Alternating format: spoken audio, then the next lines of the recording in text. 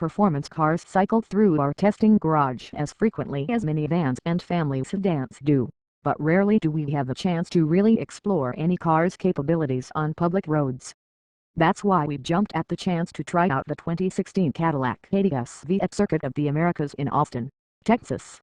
After attending a professional race at the circuit just weeks ago and watching motorcyclists attack the tarmac with superhuman precision, we were overjoyed and a bit frightened, to be honest, to try out the track for ourselves.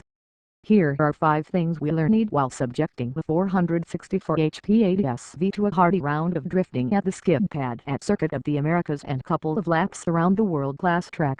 Plenty of smoke, no mirrors. Let's get the numbers out of the way.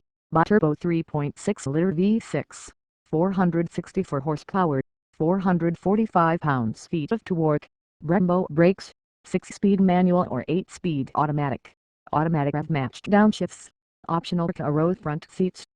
A decade ago, this description would have barely described a bespoke, high-performance supercar, much less a compact Cadillac Coupe or Sedan. Unlike some sports cars that are artificially amplified with ultra-heavy steering and engine sound piped in through the speakers, the ATS-V is pure in that regard.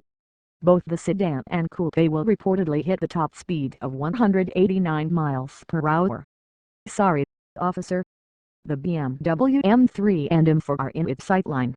On more than one occasion, Cadillac engineers openly volunteered that their benchmarks for the ATS-V were the BMW M3 and M4 Duo.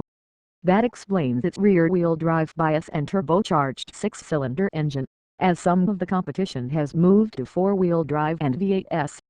Having spent time with the M4 and the previous generation M3 sedan, we conclusively argue that the ATS-V offers a much more engaging drive experience.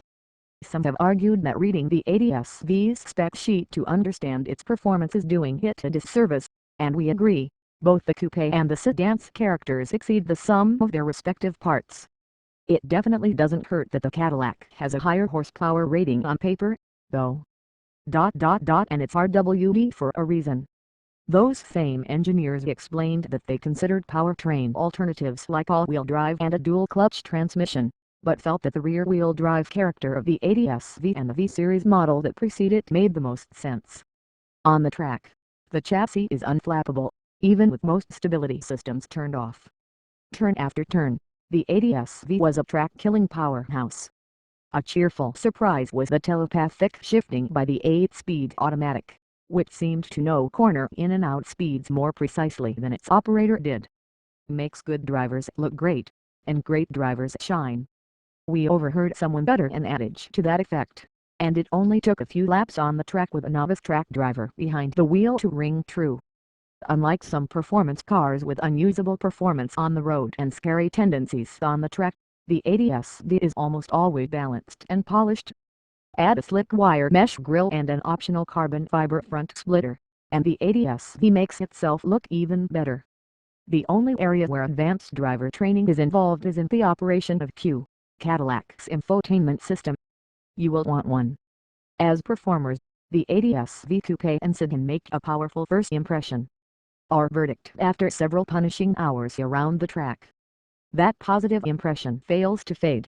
Sure, the Lexus RCF is more unusual, the Audi S5 is subjectively classier, and the interior of the Mercedes-AMG C63 is sublime, but the ATS-V is a fantastic all-rounder among performance luxury cars.